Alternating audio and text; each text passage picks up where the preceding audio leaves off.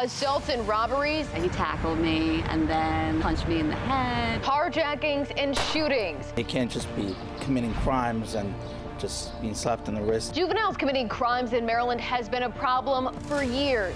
Lawmakers and prosecutors continue to debate the best way to get it under control. How do you feel about that proposed legislation? I would be opposed to any changes when it comes to charging. I'm going in depth on the issue and what's being done to address it. Thank you for joining us on this week's edition of Fox 45 News in Depth. I'm Mackenzie Frost. Each week, I'll be taking a deep dive into the issues that matter most to you. Today, the focus is juvenile crime. With the next legislative session still months away, the battle is already brewing over juvenile crime laws in Maryland. Over the past few days, we have seen several examples and incidents involving juveniles as both the suspects and victims.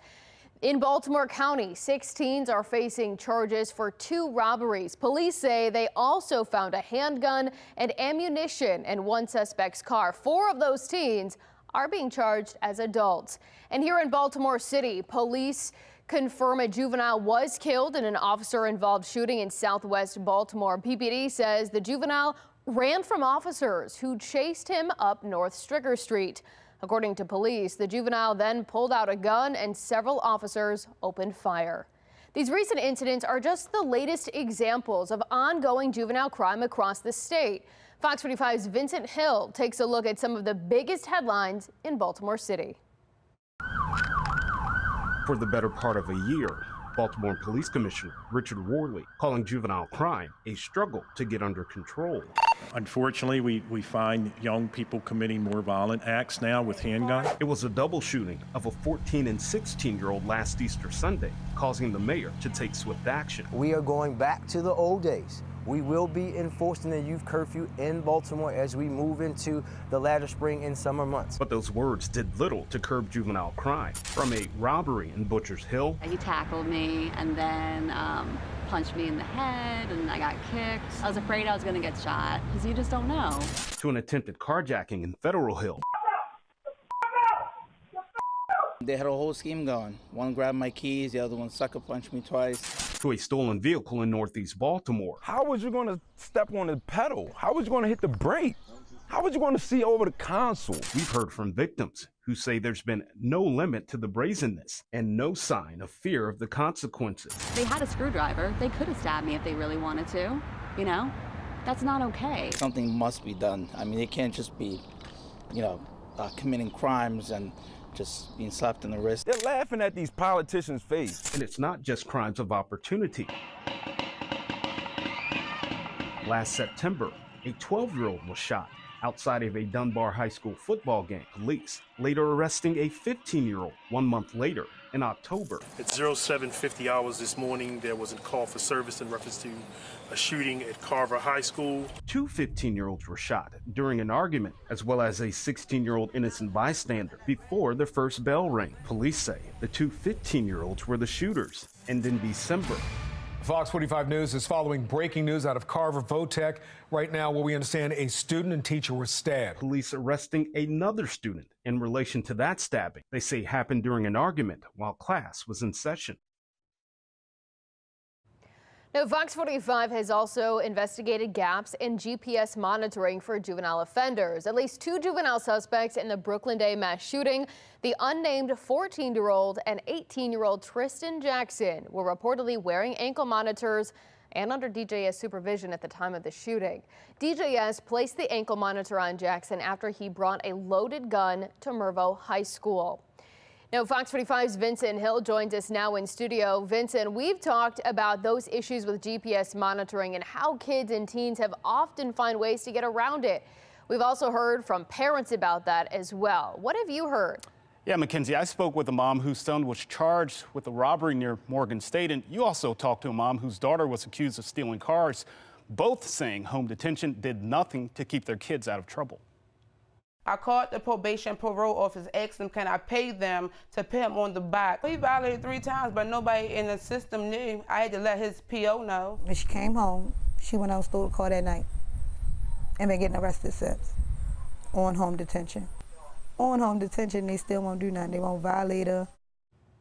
Now, Vince, do we know how many juveniles have been charged with murder this year? Well, Mackenzie, the short answer is no. According to the state's attorney's office, most of those cases go directly to the adult system, so they actually have to get that data from another division in that office. But last week, you may recall, a 15-year-old turned himself in for the shooting death of 14-year-old Jasper Davis at the Mandamin Metro Station. Yeah, that's right. I remember that. Vince, thank you so much for joining us. We'll be sure to keep up with all of these stories.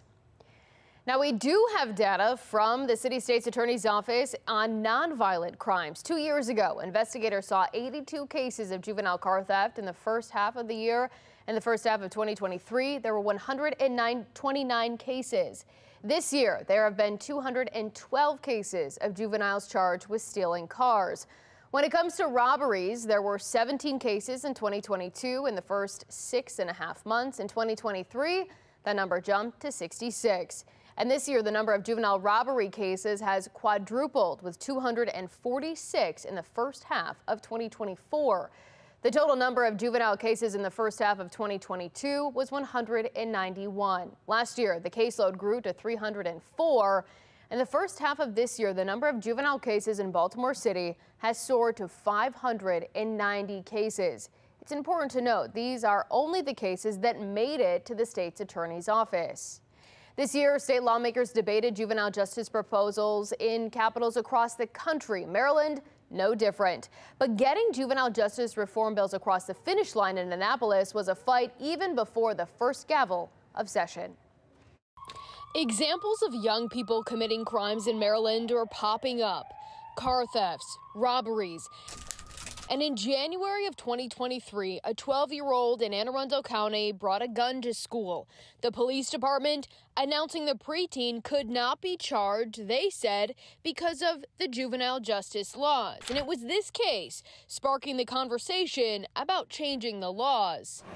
In September 2023, the Department of Juvenile Services released a report showing young people with guns was a pervasive problem statewide and doubled down on efforts to help kids. It's a whole package of programs that'll be targeted initially at Baltimore City and Baltimore County. We'll then go next to Prince George's County, and then we'll go statewide. Also in September, the House Judiciary Committee, led by Delegate Luke Clippinger of Baltimore City, held its first of a series of hearings about how to address the concerns surrounding juvenile crime. While the Department of Juvenile Services Secretary Vincent Schiraldi told lawmakers juvenile crime was down, prosecutors like State's Attorney John McCarthy from Montgomery County pushed back. The statements of the Secretary about the falling numbers in terms of juvenile crime that's not what we've seen here in Montgomery County. If you actually compare the numbers between 21 and 22, we have nearly double the number of arrests in 22 than we had in 21. State's attorneys from around the state joining the calls for change. This legislation has put our children at risk, our communities at risk, and the entire state at risk of extreme chronic violence. We can't detain them. They're back in the community the next day. Specifically, setting their sights on expanding the age in which young people could face charges for auto theft and young people with guns. In December, after another House hearing, Chairman Clippinger committing to making some changes. There are going to be some changes to the JJRA. January 2024. The public will see our complete rollout. Governor Wes Moore, along with legislative leaders, announced a plan for juvenile justice reform, proposing to roll back some of the provisions of the previous juvenile justice reform law, kicking off a 90-day sprint for lawmakers to find consensus. House Bill 814, juvenile law reform. The issue eliciting impassioned floor speeches, especially from lawmakers against expanding the age for kids to face charges. Since the implementation of the Juvenile Justice Reform Act, less than 2 years later, we are willing to roll back all of the advances that we made. There is no amendment to this bill that would satisfy that for me. This time, we need to take it seriously. We need to make sure and hold accountable our law enforcement officers and make sure that they do what they are supposed to do righteously. Throughout the process, the plan garnered bipartisan support. This bill is a pretty fair attempt to do both. It's not perfect for me.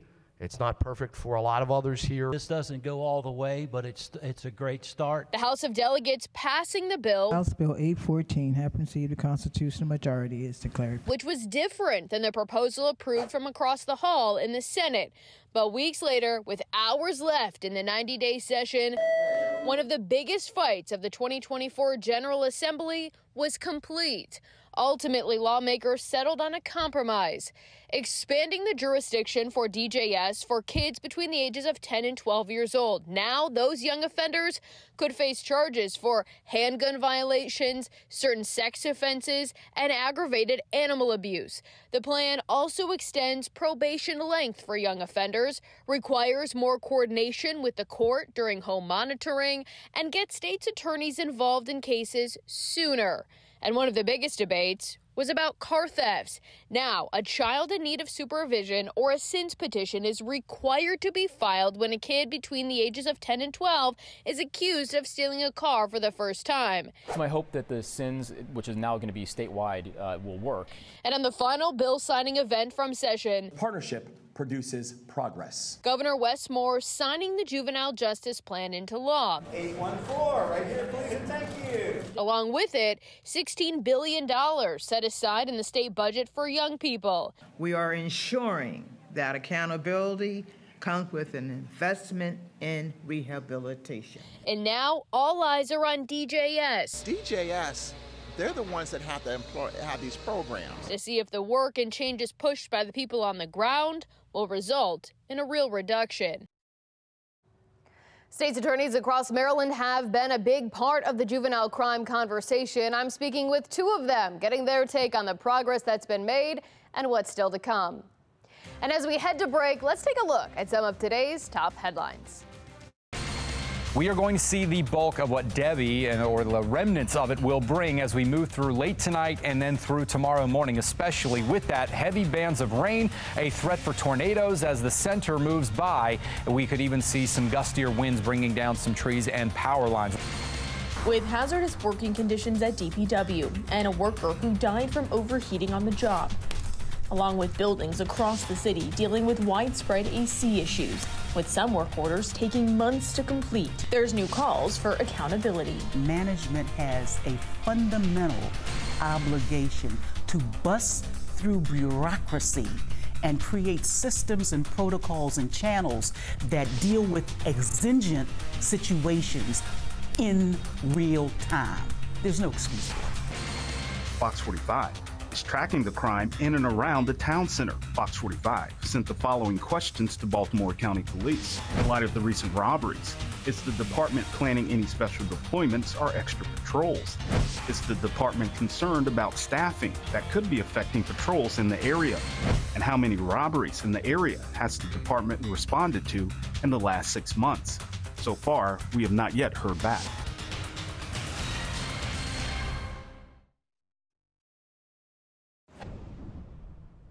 State's attorneys have been calling for changes to the juvenile justice system. Now that those changes have been enacted, most aspects of the new law have yet to take effect, and some prosecutors say they are seeing improvement.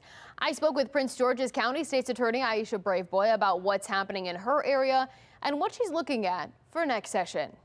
Well, we have seen a reduction in carjackings and auto theft, so that's a good sign. Aisha Braveboy, the top prosecutor in Prince George's County, says she's cautiously optimistic about juvenile crime. However, we are still seeing young people involving themselves in crimes that involve guns. Are you confident that the measures lawmakers took will really result in a reduction in juvenile crime across the state?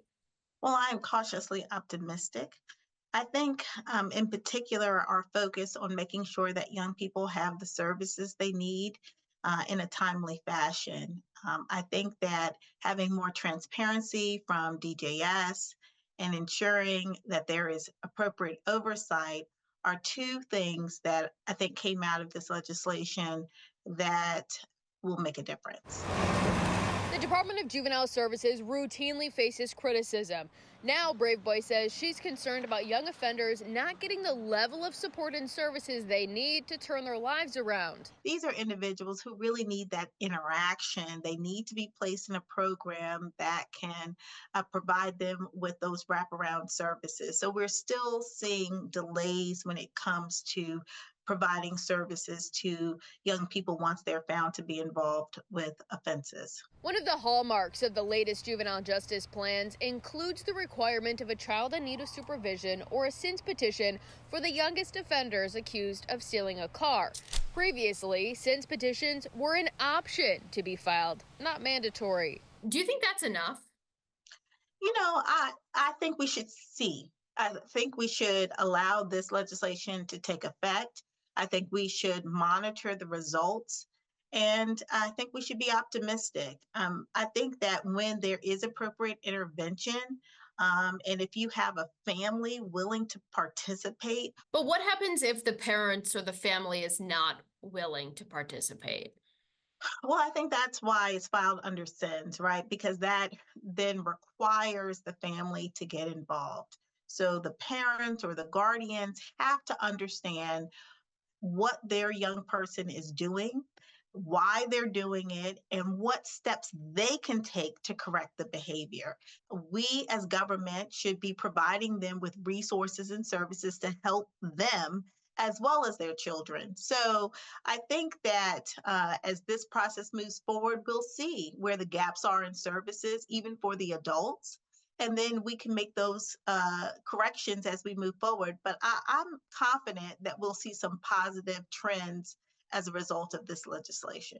Brave Boy says she has a positive relationship with DJS Secretary Vincent Schiraldi, even if they don't see eye to eye all the time. But I think we both have the same goal of ensuring that our youth are treated fairly and that our communities are safe. I mean, as a prosecutor, my job is not only to focus on the young person, which I'm going to do, but also to really have a heart for our victims. You know, on the other end of these crimes are individuals who are traumatized.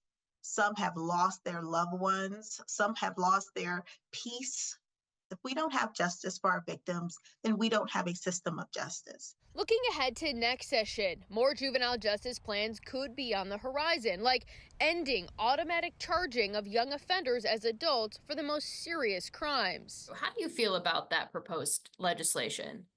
Well, again, we are seeing problems with providing adequate services under the current system with the current types of charges that DJS and the juvenile system handles. So adding additional, more serious, more violent offenses seems to not be the appropriate thing to do at this time. So I would be opposed to any changes when it comes to charging.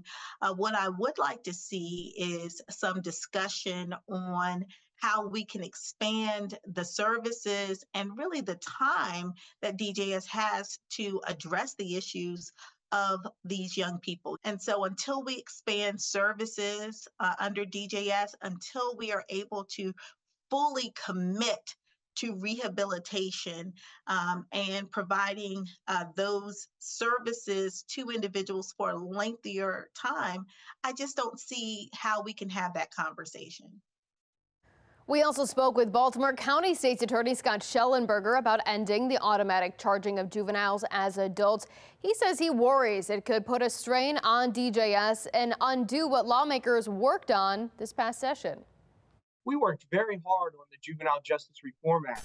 So let's have a year or two with the juvenile reforms that we need, and let's see how things turn out. Baltimore County State's Attorney Scott Schellenberger joins us now. Thanks so much for being here. I want to get right to it. Earlier this year, you and several other states' attorneys were pushing for changes to the juvenile justice system that was approved during the last legislative session. Are you seeing any changes at all when it comes to juvenile crime in the county? Well, unfortunately, not yet. We are still seeing a lot of juvenile crime. Just the other night, 3 nights ago in Towson, there were a couple people walking back from the movie theater, and they got robbed. Eventually, when the police caught them pretty quickly that evening, while there was one 18-year-old in the car, the other five individuals were all under the age of 18. When they searched the car, they found 2 loaded handguns, both 9mm, plus masks that could have been worn for other robberies. So we're still seeing this trend. The thing that's really different for me than it was years ago, we'll go back a decade, is the proliferation of the handguns and the handguns in the hands of younger and younger people. Definitely when it comes to the handguns, I know that that was certainly a part of the conversation in Annapolis when lawmakers were debating this. Do you think that what was approved will be enough to curb the level of violence among young people that we're seeing when everything does take effect? I think it's going to help. They didn't do everything that we wanted. We didn't go back to where it was before 2022 when the other changes were passed. Fortunately, one of the changes we made in 2024 that goes into effect in October is that between 10 and the age of up to 18, obviously, handgun charges may be filed against individuals even at that young age.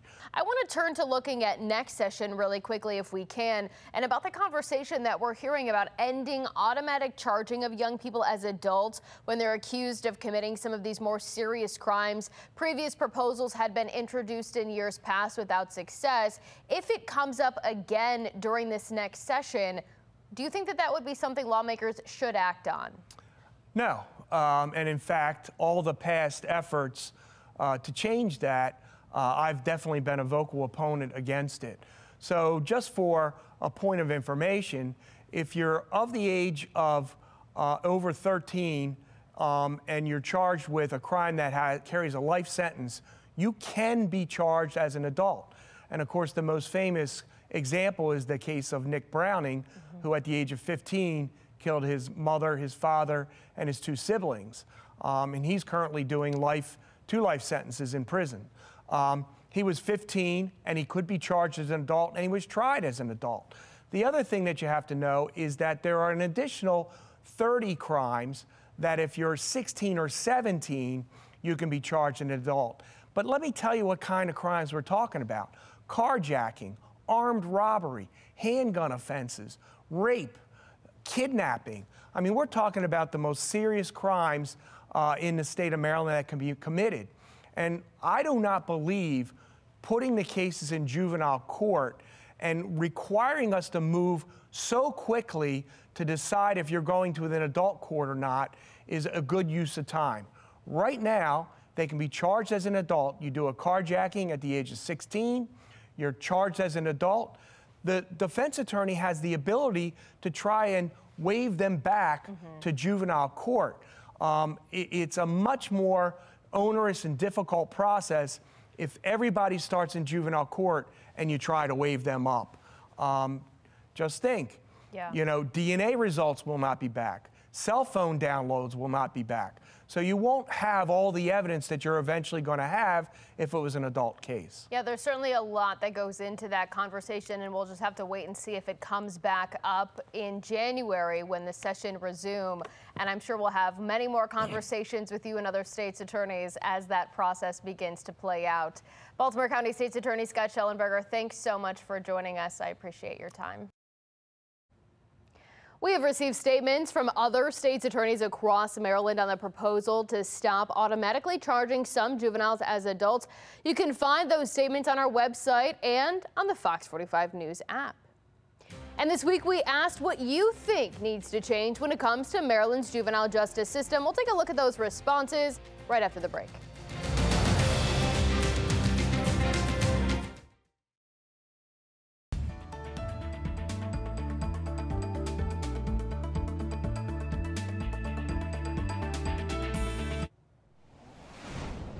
This week, we asked what you think needs to change when it comes to Maryland's juvenile justice system. Let's take a look at some of your responses here. First of all, appreciate everyone chiming in. Other states are holding parents responsible for their child's behavior. It's time Maryland did the same. Thank you for that response. There needs to be a total revamp of the juvenile justice system. From courts and sentences to confinement, there are a lot of other statements and responses. Thank you all for continuing to give us your opinion. Each week we'll ask you a question, and so keep those opinions coming. That's all for this week's edition of Fox 45 News In Depth. I'm Mackenzie Frost. Here's a look at what's coming up at Fox 45 News at 6. Calls for accountability tonight over unsafe working conditions at city facilities across Baltimore. Former city employees speaking out about issues stretching years back. And the Maryland Attorney General's office identifying 3 officers involved in Monday's deadly police-involved shooting. What we're learning about the investigation. I'm Mary Bubala. Thank you for watching. Here's another video for you to watch. Also take some time to subscribe to our YouTube channel.